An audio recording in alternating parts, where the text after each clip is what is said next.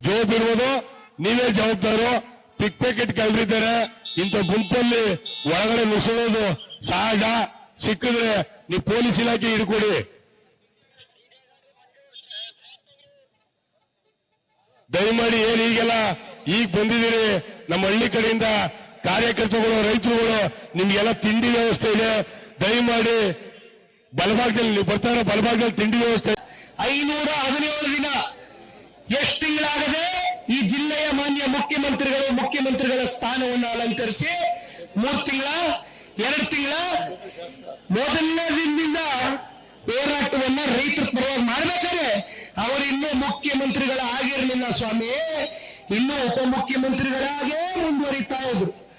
ಒಂದು ಈ ಸಂದರ್ಭದಲ್ಲಿ ಹೇಳಲಿಕ್ಕೆ ಬಯಸ್ತೇನೆ, ಇಲ್ಲಿರ್ತಕ್ಕಂಥ ಬಹುತೇಕ ಶಾಸಕರು ಒಂದು ಪ್ರಶ್ನೆಯನ್ನ ಮಾಡ್ತಾರೆ. ಒಕ್ಕಲಿಗರು ಮುಖ್ಯಮಂತ್ರಿ ಆಗಿರ್ತಕ್ಕಂಥದ್ದು ನಿಮ್ಗೆ ಸೇರಣೆ ಇಲ್ಲ, ನೀವು ಸಹಿಸ್ತಾ ಇಲ್ಲ ಅಂತಕ್ಕಂಥದ್ದನ್ನ ಸುಳ್ಳು ಕಥೆಗಳನ್ನ ಕಟ್ಟದ್ ಬಿಡಿ.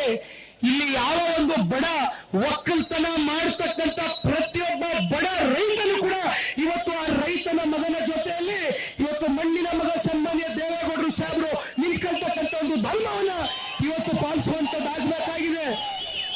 ಆ ಒಂದು ಧರ್ಮವನ್ನ ಪಾಲನೆ ಮಾಡ್ತಾ ಇದೀವಿ ಹೊರತುಪಡಿಸಿ ನಾವು ಒಕ್ಕಲ್ತನ ಮಾಡ್ತಕ್ಕಂಥ ಬಡ ರೈತರು ಪ್ರತಿಯೊಬ್ಬನು ಕೂಡ ಒಕ್ಕಲಿಗ ಇದ್ದಾನೆ. ಅಂತರ್ವ ಜೊತೆಯಲ್ಲಿ ನಿಂತ್ಕೊಳ್ಬೇಕಾಗ್ತದೆ. ಕನಕಪುರಕ್ಕೆ ಬರ್ತಾರೆ, ಚಿನ್ನದ ಬೆಲೆ ಆಗ್ತದೆ, ನಿಮ್ ಭೂಮಿಯನ್ನ ಮಾಡಬೇಡಿ, ಚಿನ್ನದ ಬೆಲೆ ಗಗನಕ್ಕೆ ಹೋಗ್ತದೆ, ನಾನು ಭೂಮಿ ಬೆಲೆ ಹೆಚ್ಚಾಗಿ ಕೊಡಿಸ್ತೀನಿ ನಿಮ್ಗೆ ಅಂತಕ್ಕಂಥದ್ದನ್ನ ಹೇಳ್ತಾರೆ. ಯಾಕೆ ಈ ಮನತಾಯಿ ಧೋರಣೆ? ಮಾಗಡಿ ವಿಧಾನಸಭಾ ಕ್ಷೇತ್ರದ ಬಿಡದಿ ಭಾಗದ ಜನ ತಪ್ಪೇನು ಮಾಡಿದ್ದಾರೆ? ರಾಮನಗರದ ಆರಹಳ್ಳಿ ಭಾಗದ ನಮ್ಮ ಒಡೆಯರಹಳ್ಳಿ ಭಾಗದ ರೈತರು ತಪ್ಪು ಮಾಡಿದ್ದಾರೆ. ಯಾಕೆ ಈ ಮನತಾಯಿ ಧೋರಣೆ?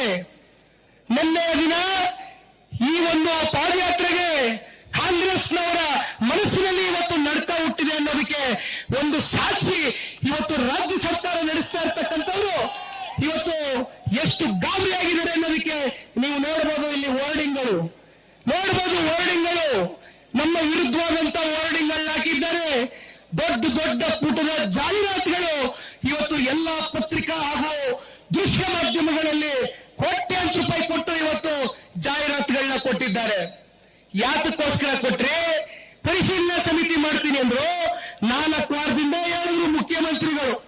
ಯಾವತ್ತು ಪರಿಶೀಲನಾ ಸಮಿತಿಯನ್ನ ಅಧಿಕೃತವಾಗಿ ಘೋಷಣೆ ಮಾಡ್ತಾರೆ ಅಂದ್ರೆ ಪಾದಯಾತ್ರೆಯ ಹಿಂದಿನ ರಾತ್ರಿ ಅಧಿಕೃತವಾಗಿ ಪರಿಶೀಲನಾ ಸಮಿತಿಯನ್ನ ಘೋಷಣೆ ಮಾಡ್ತಾರೆ.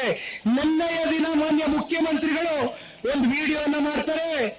2 ಕೋಟಿ ಅಲ್ಲ 3 ಕೋಟಿ ದುಡ್ಡು ಕೊಡ್ತೀನಿ ಅಂತಾರೆ. ಸ್ವಾಮಿ, ಹೊಸದಾಗೆ ನೀವು ಲೂಟಿ ಮಾಡೋದಕ್ಕೆ ಪ್ರಾಧಿಕಾರ GBDA, greater Bengaluru development authority, greater Bengaluru integrated township ಮಾಡ್ತೀನಿ ಅಂತ ಹೊಸ ಪ್ರಾಧಿಕಾರ ರಚನೆ ಮಾಡಿದಿರಲ್ಲ ಸ್ವಾಮಿ. 2 ಕೋಟಿ 1 ಎಕರೆಗೆ ನೀವು ನಿಗದಿತ ಮೌಲ್ಯ 2 ಕೋಟಿ ಮಾತಾಡುವ, 3ಕ್ಕೆ ಹೋಗೋದು ಬೇಡ. 5,000 ಎಕರೆ ಅಂತಿಮ ಅಧಿಸೂಚನೆ ಹೊರಡಿಸಿದಿರಿ.